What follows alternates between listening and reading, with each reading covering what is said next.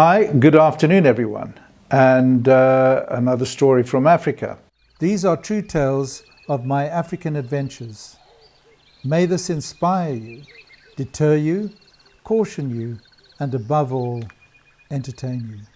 Quite a number of people have had interactions with antelope, dangerous ones. I have a friend who was almost killed by a large antelope, an eland. Eland is the largest antelope we have, and this one suddenly went for him when they had captured it, and it was in a boma, and it pierced his stomach, and the horn went right into his stomach cavity. Luckily he was able to back off a little bit so it couldn't ram the horns right through. The horns are enormously long and thick and spirally. And I was on a game capturing expedition once, and eland had been caught. I wasn't on the site. I kind of pleased in a way. I would not like to have witnessed what happened, but the eland was down. It had been darted and its head was on the ground, and the vet went over to give it the antidote so that it could be ushered into the truck. It's a longer story than that. And it wasn't out, and it thrust its head upwards and stuck one of its horns into the stomach cavity of the veterinary surgeon. The horn went right up into his chest cavity and out his back, and he died instantly. These animals have horns not for decorations, not to make them look pretty. They are defensive tools. They are weapons to fight back, and they know how to use them. And even though they're not that sharp, usually, in some cases, the force of the thrust is enough to break the skin and allow the horn to enter into flesh. So beware. Now, we have an antelope in southern Africa called a gemsbok. It is a large antelope. It grows to, I think it's about 1.3, 1.4 meters max, something like that at the back.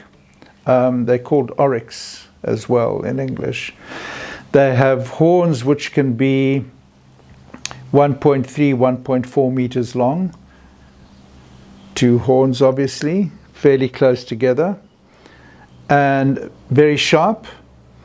And they can run at 70 or 80 kilometers an hour, and they can weigh up to 550 pounds, at least the bulls can. It's about 250 kilograms. It's an impressive animal, very beautiful, and there are many beautiful photographs of them in the deserts of Namibia, where the heat waves rising from the ground cause a shimmering effect, and it obliterates the view of their legs, and the body seems to be floating along. Looks very beautiful. You'll find, if Google those, you'll find them. We have sat in a boma with these gemsbok that have just been captured, and you throw stones at their head and they bat them. They don't miss that stone. It can be, you don't throw big stones, sort of that size. Throw them towards the head, and the antelope actually bats. He does not miss that stone. He bats it, knocks it out of the park. Be great cricketers. Don't miss a thing. They are incredible animals. Anyway, they also get eaten by lions, and packs of hyenas try to take them down, etc. And they use those horns. And whilst moving, they can use those horns and injure a lion, if not kill it. I'm sure lions have died at the hands of gemsbok horns, and of course hyenas and so on. Now in Namibia, where we used to go and look for quarry often, there were millions of these gemsbok. The whole country is full of them. And farmers have huge herds on their farms, and we often, when we went on these farms, we would see these great big herds. So on this particular day, where I learnt a lesson of my life and almost got killed, we were going to look for a very large python. It was in a camp, And according to the cattle herders, they see it regularly, and they gave a more or less of a description where this thing lived.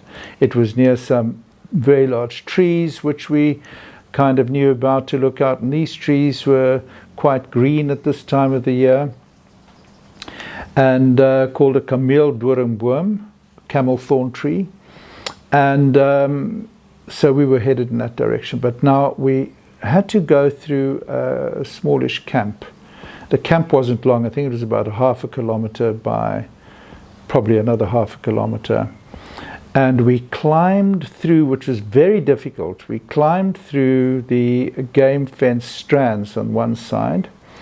I then walked upwards, because we were going to spread out. And my friend Gernot and his friend, the farmer, walked downwards. There was some thick bush at the bottom of this camp. They were walking in that direction. I was walking in the upper direction. And at the top end, where I was walking, there was a huge, big game gate, which would allow large vehicles, trucks, to come through. And it was the height of a game fence, it was about 12 foot. I was heading towards that. And I was, I would say, 100 meters from this gate when I heard a thundering sound and lots of shouts. And I turned, and to my absolute horror, because I took this whole thing instantaneously and realized what was happening, to my horror, here came a herd of gemsbok. And I can't remember if there was 10 or 15, but it was a fair amount of them. And they were thundering towards me at around 70 to 80 kilometers an hour. And it is a thunderous sound on hard ground, leaving a cloud of dust behind them.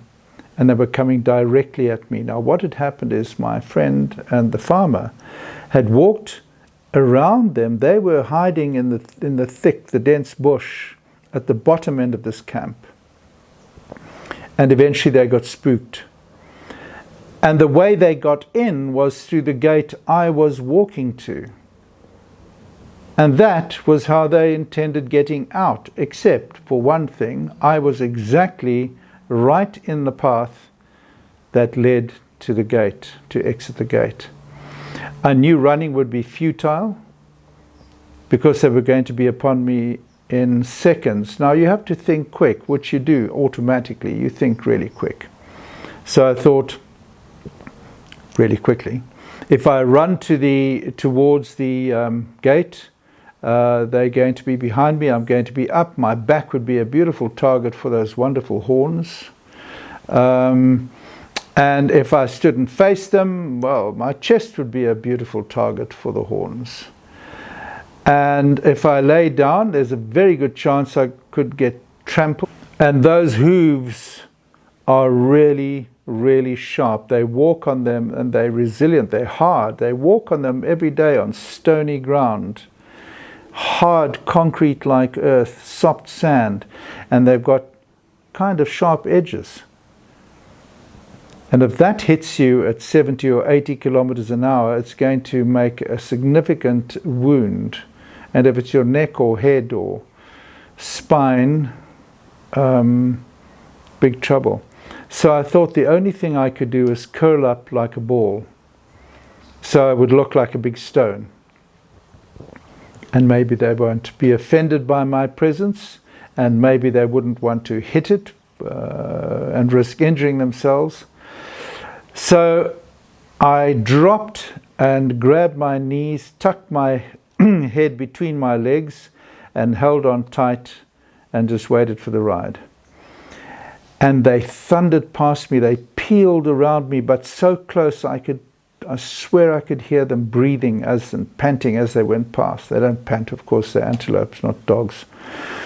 Went past me, and there was dust and stones kicked up which hit me. And because the ones that went on to my right side were not quite facing the exit of the gate, because they were coming at an angle towards the opening, they couldn't quite make the gate, so they hit the fence. And this is steel cable, and it's strained extremely tightly, game fencing. They hit this cable, and the cable snapped like rifle shots. A few of them went through, hit the cable snapped, and they went clean through it. I could not believe it. And they kept running, so obviously they weren't badly injured or anything. I've seen many animals hit game fencing and break their necks, injure themselves, get tangled up, break a leg. They hit this fence at top speed, and the strands snapped and sounded like somebody firing a fairly high caliber rifle. That was the sound. And they passed through, and the other ones went through the gate, and I lifted my head from between my legs, full of dust, dinged by lots of little stones which hit me quite hard, and I watched them disappear into the distance.